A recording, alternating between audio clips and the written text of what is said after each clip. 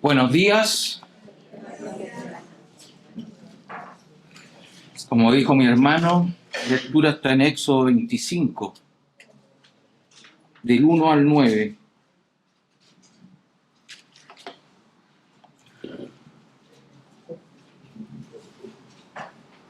Y Éxodo 25, verso 1 dice así: Jehová habló a Moisés diciendo: Di a los hijos de Israel que tomen para mí ofrenda.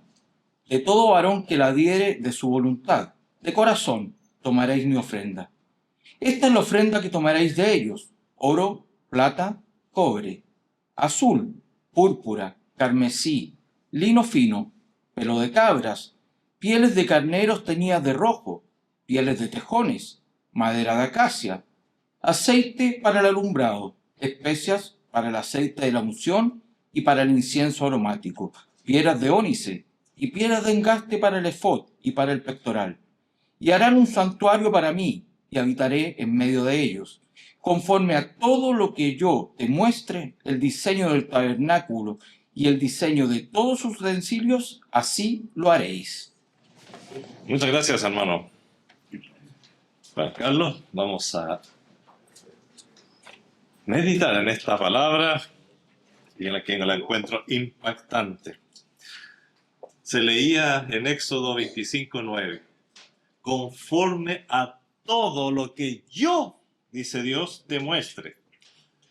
El diseño del tabernáculo y el diseño de todos sus utensilios, así lo harás.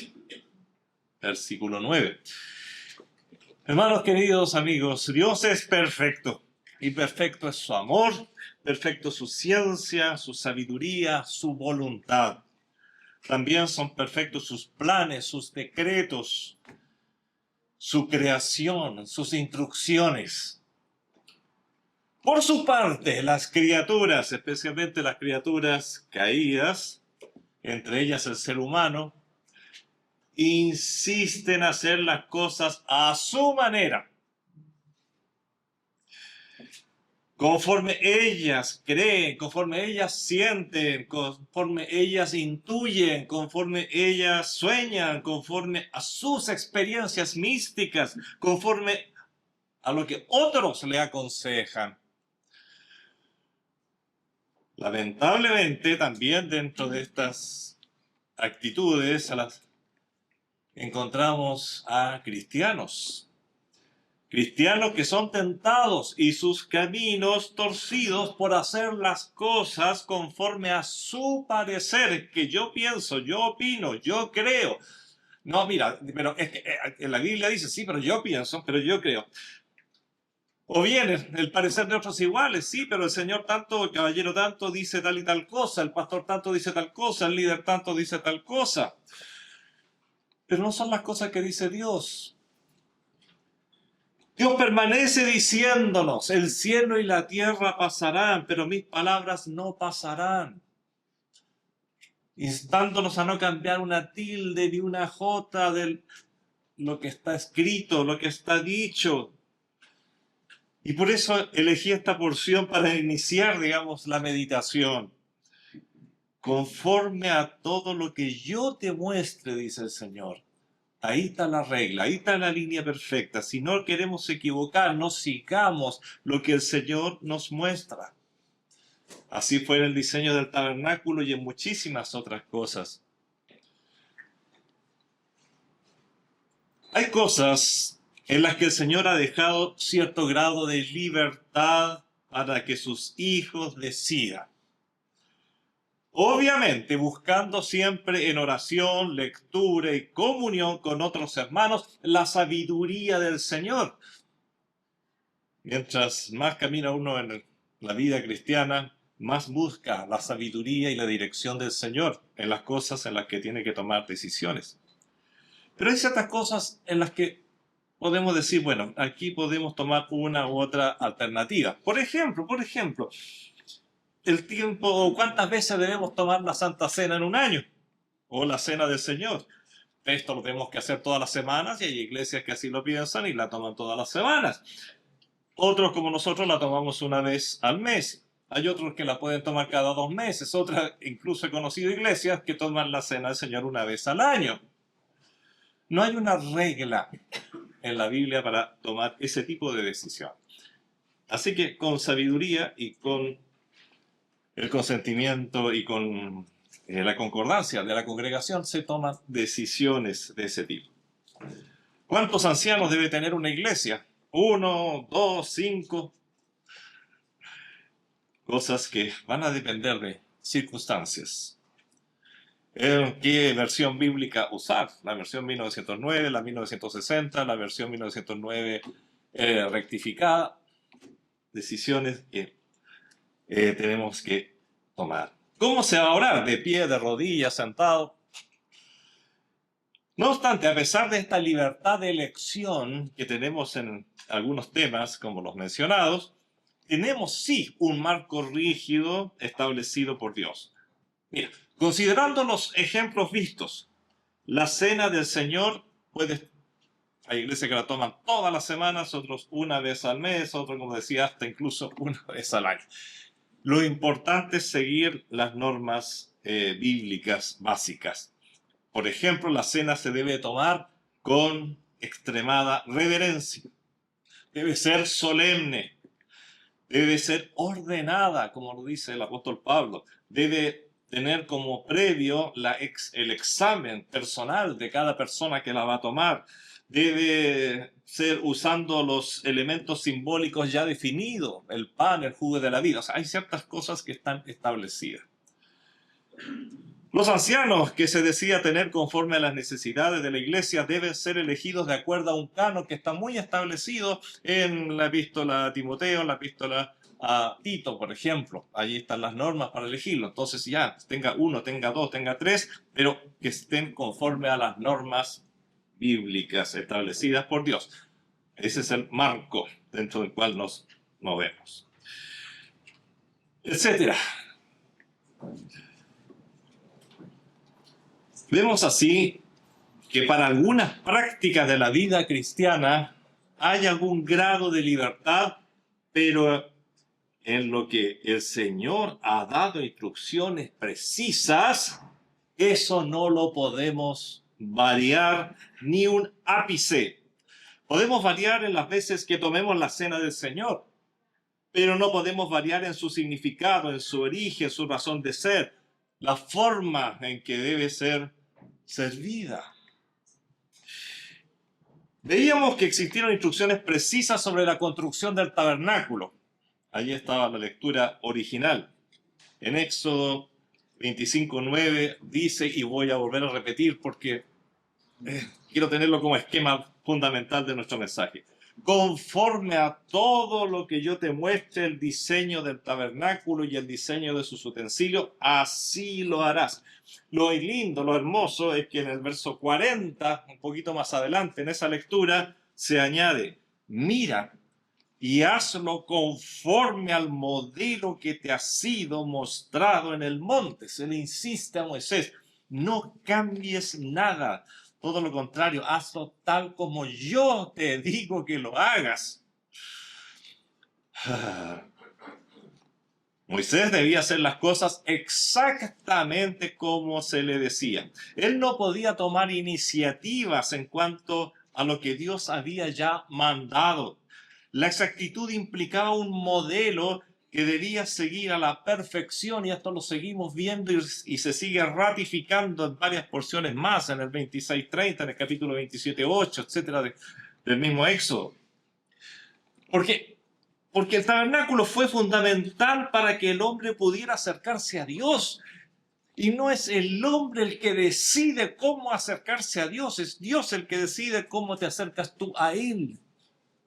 Eso es sumamente importante, y esto nos muestra y desarma toda esa argumentación que dice, no, lo importante es la sinceridad del hombre, no importa la religión que tenga. No, todo lo que estamos viendo dice, no, Dios, si tú te vas a acercar a Dios, tienes que acercarte como Dios quiere que te acerques. Ay, mira, la oración siento sincera. No, Dios no escucha muchas oraciones. ¿Por qué? Porque no están conforme a lo que Él ha establecido claramente en las Escrituras para la oración, para acercarse a Él. Y el tabernáculo fue fundamental para que el hombre pudiera acercarse a Dios. Era un lugar repleto de símbolos que hablaban de Dios. No podía fallar ninguno de esos símbolos porque todos tienen un mensaje precioso. Por eso, el estudio del tabernáculo es uno de los estudios más lindos que podemos realizar. Ahí está toda la redención del hombre establecida a través de muchas cosas. Tenía una estructura en la que los sacerdotes intervenían también, que permitía el sistema sacrificial, la única forma de acercarse a Dios en el Antiguo Testamento, a través de los animales. Y así es como Levítico establece 5 grandes tipos de sacrificios. El hombre, por su parte, ha inventado 1000 maneras de acercarse a Dios. Pero cuando vemos esto nos descubrimos, ratificamos y, digamos, se establece más que prácticamente no se necesitan más argumentos. No, tú no puedes acercarte como tú quieras, tienes que acercarte como Dios quiere que te acerques. Dios es el que establece la única manera que Él acepta. El tabernáculo era una de esas maneras y por ello su construcción y luego el oficio sacerdotal que ahí se realizaría debían ser exactamente como Dios lo disponía. De lo contrario, la gloria de Dios, el Shekinah, en el lugar santísimo no se manifestaría. Cuando tratamos de hacer nuestros propios arreglos a la obra de Dios, algo saldrá muy mal. Mira, esto tenía que ser tan perfecto que incluso los obreros especializados, los más especializados, los que iban a trabajar en las obras preciosas, en los muebles, en la estructura de las cortinas, los bordados, las cosas que tenían que ver con joyas, esas personas Dios les dio un don especial para que pudieran trabajar. Así es Dios, hermanos queridos. Dios no es el Diosito. Ese Diosito, no, si Él me entiende, yo y Dios nos entendemos re bien. Por favor.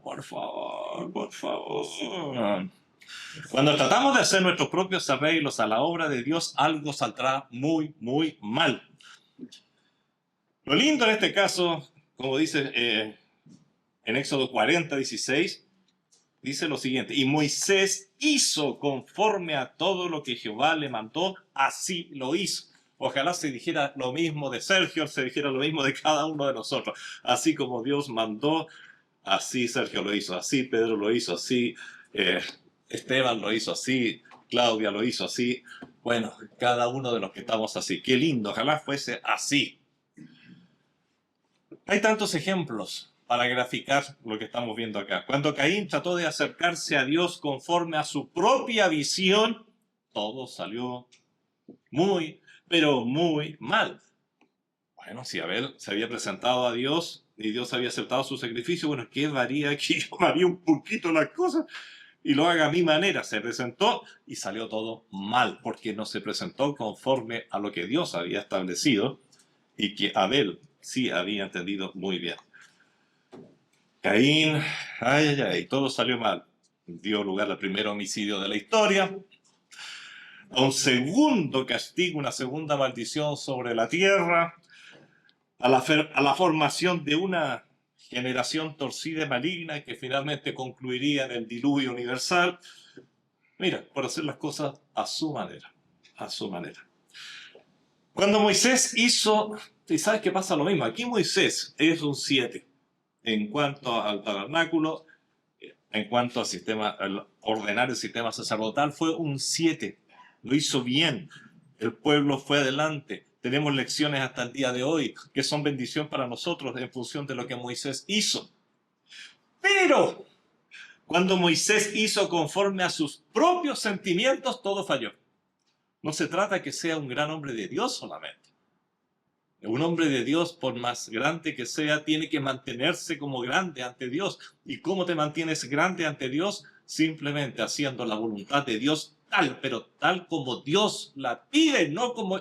pero una cosita así. Pero una cosita así. Se están sumando las cositas así.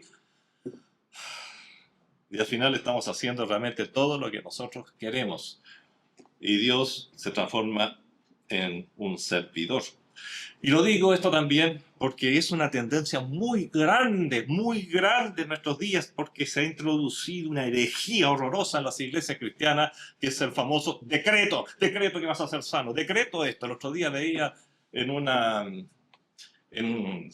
persona, es una grabación, digamos, de un culto, en que una conocidísima persona que es cantante además, le presentaba a alguien ante el Señor y le decía: Señor, te presento esto y no te acepto un no por respuesta, Señor.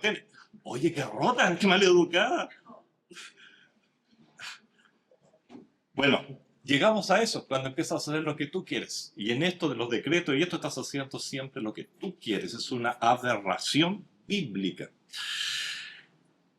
Hermanos queridos, cuando Moisés hizo conforme a sus propios sentimientos, a pesar de ser una tremenda persona, todo falló. Cuando rompió las tablas de la ley, tú decías, pero con razón, ¿quién no lo haría? Yo también lo haría. Bueno, hay que entender a Moisés realmente. Nosotros no somos nada para compararnos con él. Pero cuando lo hizo, mostrando el celo de Dios que tenía en su corazón, pero no haciendo conforme a la voluntad de Dios, cometió un tremendo error. Después hay otras situaciones que también la paciencia de nuestro querido Moisés, yo admiro mucho a Moisés, se probó al límite. Yo no tendría tanta paciencia, pero se probó al límite. Y allí en la roca, y esto está, bueno, bastante establecido y marcó un antes y después en la vida de Moisés. El Señor le dijo: Moisés, háblale a la roca y la roca va a soltar agua. Pero Moisés estaba enojado, tenía los ánimos caldeados, por así decir, amaba al Señor y ese pueblo seguía. Y lamentablemente los sentimientos nos llevan a cometer errores garrafales. En vez de hablarle a la roca, la golpeó y claro, salió el agua.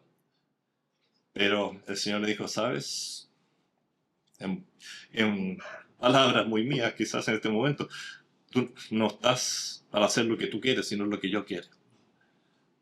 Esto es una desobediencia y había todo un tipo, toda una elección en eso de hablar a la roca. Pero él la golpeó. Así que el Señor le dijo: ¿sabes, Moisés? Te quiero mucho, te amo mucho, no pierdes tu salvación, pero no vas a entrar ni tú ni Aarón a la tierra prometida. Señor, pero ¿cómo va a hacer eso? He guiado al pueblo por 40 años, no me vas a dejar entrar, amo este pueblo, quiero repartir las tierras. No. Pero Señor, nosotros hacen tantas cosas malas y... No. Así es el Señor. Las cosas tienen que hacerse como Él quiere. Y no nos olvidemos al tiro, o sea, porque muchas veces decimos: así, pero un pecadito chico, ya me olvidé de Él. Cuidado, ¿los has arreglado realmente con el Señor? Muchas veces, o sea, no es primera vez que lo digo, pero hay situaciones que se dan en la vida diaria, en la vida habitual del cristiano, que el cristiano ha estado en pecado durante un tiempo por alguna razón. A ver, digámoslo, una más clásica, ¿no es cierto? Que durante el noviazgo se les pasó la mano y, bueno, hubieron relaciones que el Señor solo permite para el matrimonio. Bueno, están en pecado. Después se casan y, claro, arreglaron su situación delante del Señor, delante de la congregación, Y ¿alguna vez pidieron perdón por lo que hicieron antes de casarse? Pues sí, Señor, somos matrimonio, pastor, ¿qué quiere si ya arreglamos todo? Pero pidieron perdón porque antes pecaron. Y ahí a veces en cosas así están las grandes trabas del crecimiento espiritual, hermano. O sea, y a veces, pero llevo 10 años casado, sí, pero nunca has pedido perdón por eso. Lo tomaste como algo normal y natural y que después quedó tapado con el matrimonio. Tienes que pedir perdón, ¿te fijas? El Señor, hay reglas, hay reglas. El argumento que ya me produce risa. Que entonces, ¿usted es legalista? No, no soy legalista. Simplemente son las reglas de Dios. Hermanos queridos, así como había instrucciones precisas sobre la construcción del tabernáculo y sus muebles, también hubo instrucciones precisas sobre otros aspectos del culto.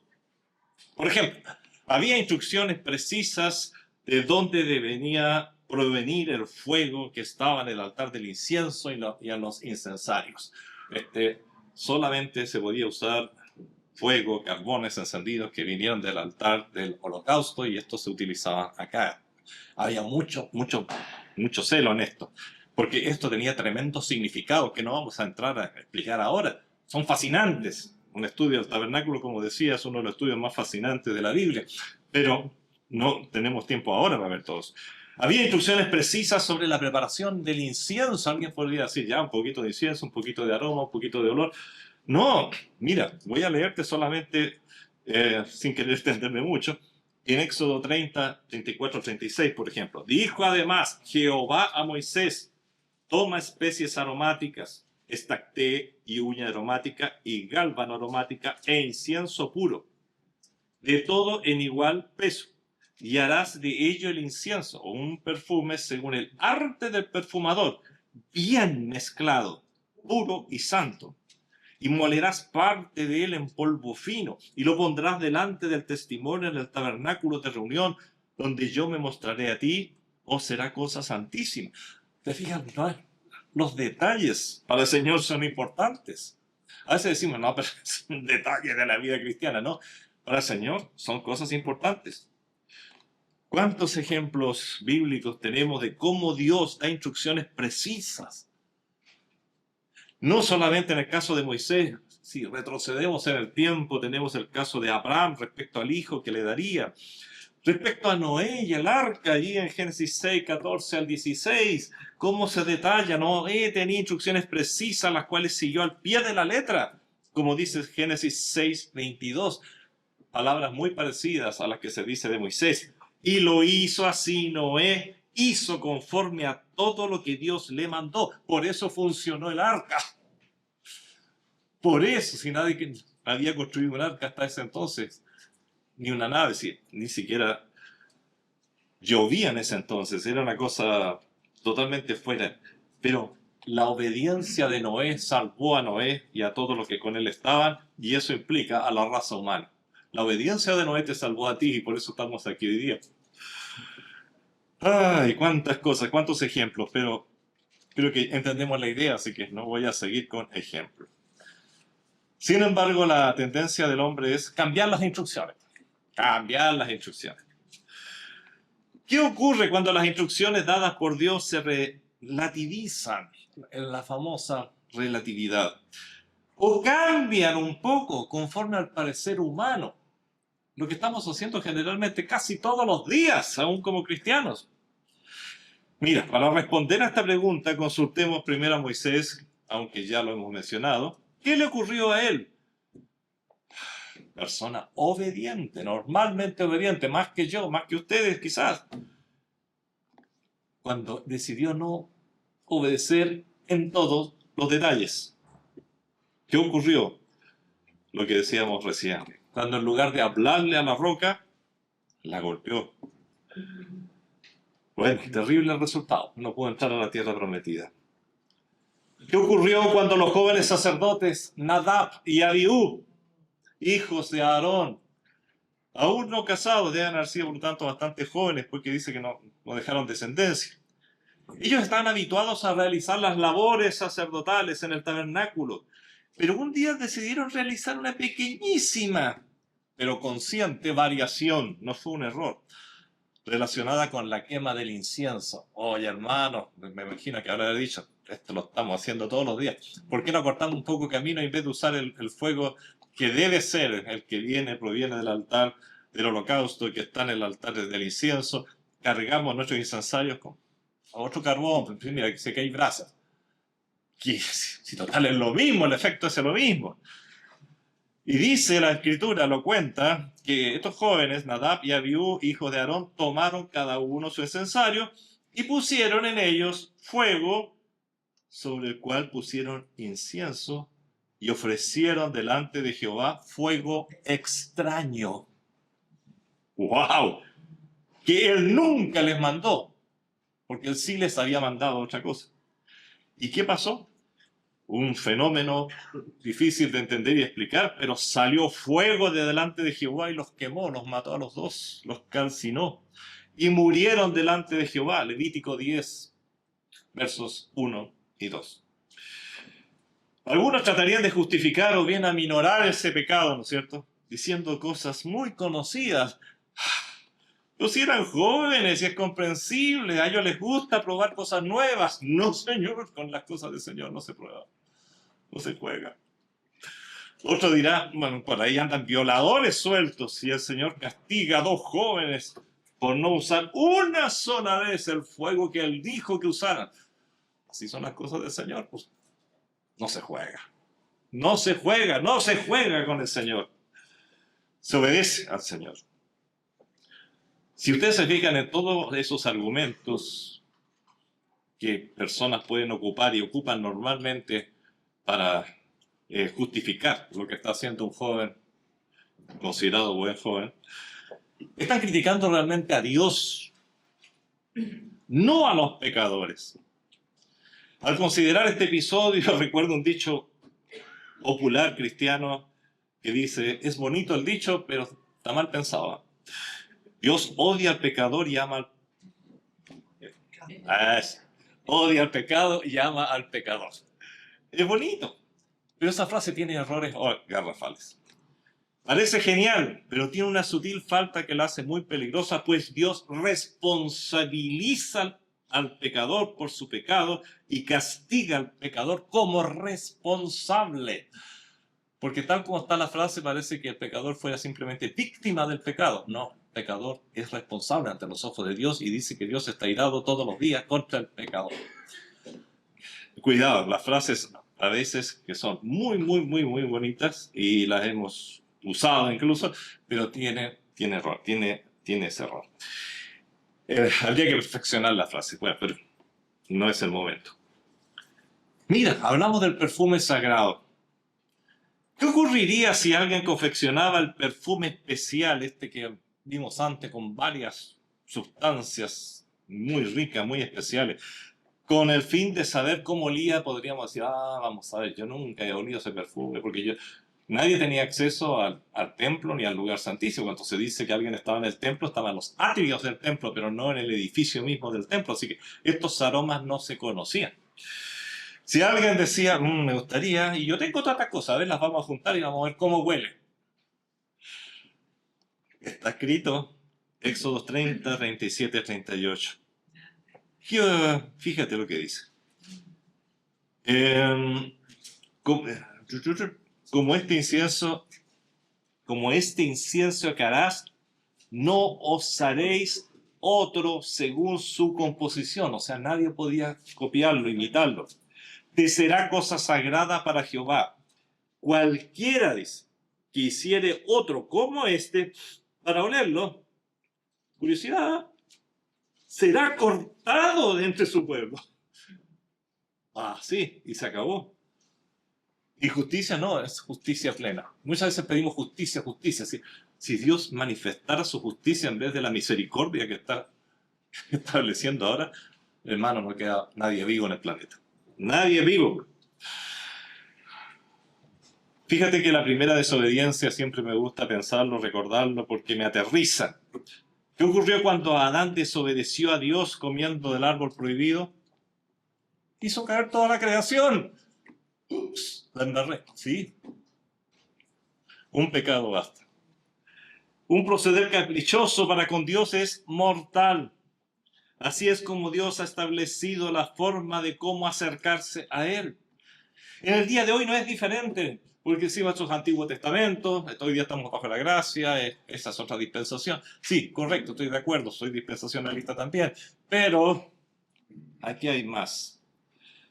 El Señor no cambia las reglas y las normas. Por ejemplo, Hechos 4:12, norma que parece que a muchos les gustaría cambiar. Hechos 4:12 dice, y en ningún otro hay salvación. Pero ¿cómo no va a haber salvación en otra parte? Todas las religiones te llevan a Dios, todo depende, todos llaman a Dios de diferentes nombres. Mentira, Señor. En ningún otro hay salvación, porque no hay otro nombre bajo el cielo dado a los hombres en que podamos ser salvos. Esto mata el ecumenismo de raíz. Juan 14:6. Jesús dijo, yo soy el camino. No un camino. Y la verdad y la vida. Es como si dijera, yo soy el camino, yo soy la verdad, yo soy la vida. Nadie viene al Padre sino por mí, dice Jesús. Esto es absoluto. Y no hay variación a esto, pero a ver, ¿cómo vamos a hacer tan...? No es que yo no puedo predicar así, o sea, ¿quién se va a convertir si yo estoy hablando que... No. Tienes que predicar y si no se convierte, la gente no se convierte. Pero tiene que convertirse con la verdad. Si no, no funciona. Nadie viene al Padre sino por mí. Cristo es el único camino, no María, no los ángeles, no los apóstoles, no un gurú. No. Solo sino por mí, es absoluto. Exclusivista, total nuestro Señor. 1 Timoteo 2:5. Porque hay un solo Dios. No había muchos dioses. Y un solo mediador entre Dios y los hombres, Jesucristo, hombre. Qué manera de excluir, ¿eh? Solo. Porque por gracia sois salvos por medio de la fe. Efesios 2:8. Y esto no de vosotros, no hay nada que tú puedas hacer, solo acepta por fe la gracia que te es dada. Pues es don de Dios, regalo de Dios. ¿Lo tomas como regalo o no lo tomas? La salvación no se toma en forma híbrida, un poquito de mis obras, un poquito de regalo, un poquito de pensar esto, sí, pero al final todos tienen un poco de razón. Es que no voy a ser tan... Es don de Dios. Y luego dice el verso 9, agrega y ratifica, no por obras, para que nadie se gloríe. Romanos 3:24, siendo justificados gratuitamente por su gracia mediante la redención, y esa redención es en Cristo Jesús, nadie más. Bueno, a estas bases fundamentales no agregues nada. Tómalo literalmente y aplícalo sin agregarle tu parecer. Pero no, nada de peros. Nada de tu sentir, pero es que yo siento, es que yo pienso, es que yo creo que Dios... Nada lo que tú creas que Dios... Mira lo que Dios realmente dice. Lo que realmente dice. ¿Quieres ser salvo? Busca a Jesucristo, no hay otro camino. No hay otro camino, no es la religión, no es el pastor, no es Sergio Chileski que al frente. Es Jesucristo el que salva. Lamentablemente, hoy hay muchas iglesias, escribí mis apuntes, demasiadas, es que se está usando fuego falso en los púlpitos, inventando unciones, jugando como Nadab y Abiú con cosas que no son de Dios y que se le atribuyen al Espíritu Santo no siendo de Él. Eso es fuego falso. Inventando evangelios, evangelio de la prosperidad, evangelio de esto, del éxito, etcétera, etcétera. Inventando dones, inventando promesas como si fueran de Dios, inventando prosperidad, inventando títulos, inventando profecías. Hermanos, estamos acostumbrados, en cierta medida, a ver estas presentaciones como anecdóticas o dignas de un circo. Pero son gravísimas. No son para decir, bueno, ellos crean lo que quieran. No, simplemente en función de lo que dice la Escritura, ellos están mal. Pues se blasfema contra el Espíritu Santo y se le achacan al Espíritu Santo una serie de cosas que no son bíblicas y no son características ni propias de Él, de acuerdo a lo que las Escrituras dicen. Y eso simplemente está mal. Pero es que tú no puedes estar criticando. Es que critico, pues. Porque este es el libro de juicio con el que juzgo estas situaciones. Y la Biblia sí me ordena y me obliga a juzgar estas situaciones. Hermanos queridos, es delicado. Se tuerce diabólicamente la palabra de Dios. Se endiosa y rinde tributo a hombres impíos que llevan el nombre de líder, pastor, apóstol, otros. Ellos te dicen, no te atrevas siquiera a pensar diferente a tu líder. Es que lo he escuchado, me lo han dicho. No, es que yo no estoy pensando. No, es que mi líder me lo han dicho, lo he visto. No es criticar, juzgar. Cuidado. Si yo juzgo está mal, pero si dejo a la Biblia juzgar, y la Biblia dice que esos son simplemente delincuentes espirituales, y muchos también legales, porque además roban al fisco y otras cosas, que desprestigian a Cristo y el Evangelio, predicando un Evangelio distinto, usando fuego falso, como Nadab y Abiú. No se puede cambiar el fuego, hermanos. No se puede cambiar las escrituras, no se puede cambiar lo que escrito está. Así vemos que las cosas no han cambiado mucho. El Señor sigue queriendo que se hagan las cosas conforme a su voluntad. El Señor no nos exige menos que ayer. Es cierto, no estamos bajo la ley, vuelvo a decirlo, lo acepto, entiendo perfectamente. Hoy las cosas, sin embargo, no han cambiado. Dios no quiere ser adorado conforme al capricho humano. Eso fue ayer en todas las dispensaciones, sea legal, patriarcal, de la inocencia, y también ahora la de la gracia. No acepta que se utilice su nombre para que hombres reciban reconocimiento y autoridad de los hombres. Por otra parte, nosotros también tenemos, hermanos queridos, algo maravilloso.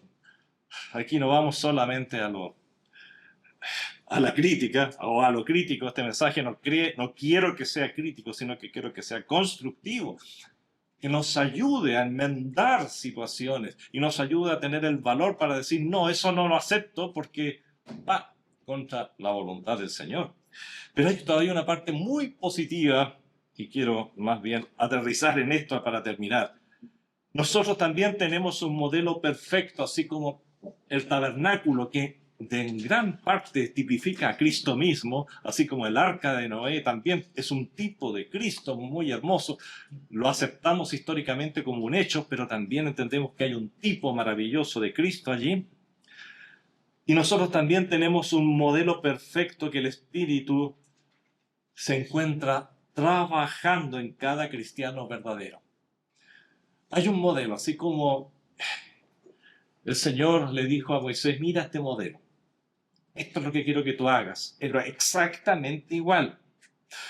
Bueno, nosotros también estamos siendo trabajados en función de un modelo. Por así decirlo, al Espíritu Santo se le dijo, mira, hay un modelo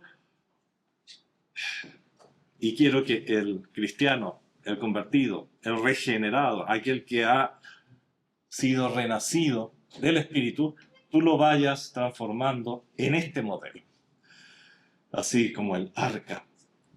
Y ese modelo maravilloso es nuestro Señor Jesucristo. El apóstol Pablo enseña, y voy a leer una porción de Efesios 4, 11 al 15.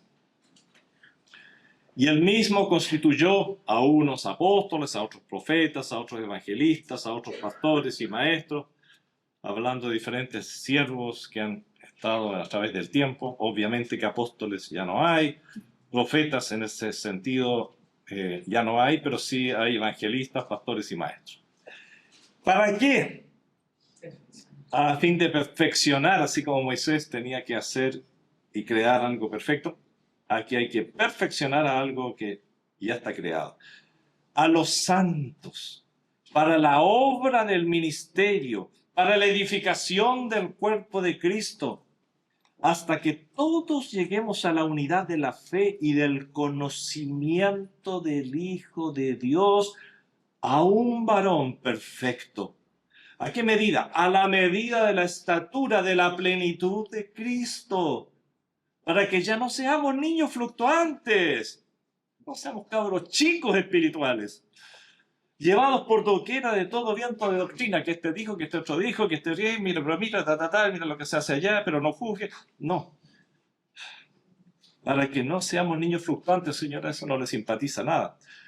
Llevados por doquiera de todo viento de doctrina, por estratagemas de hombres, que para engañar emplean con astucia. Y es interesante que el Espíritu Santo aquí nos dice, no, si son astutos esta gente, muy astutos, las artimañas del error, para que tú te las creas, sino que siguiendo la verdad en amor, crezcamos en todo en aquel que es la cabeza, esto es Cristo. Ahí está nuestro modelo. Efesios 4, 11, 15. No puedo dejar de recordar y aludir a algo muy parecido que nos dice el apóstol Pedro. Porque también Cristo padeció por nosotros, dejándonos ejemplo, y aquí la palabra ejemplo es muy rica en su forma griega, para que sigáis sus pisadas. Tenemos modelos, tenemos modelos.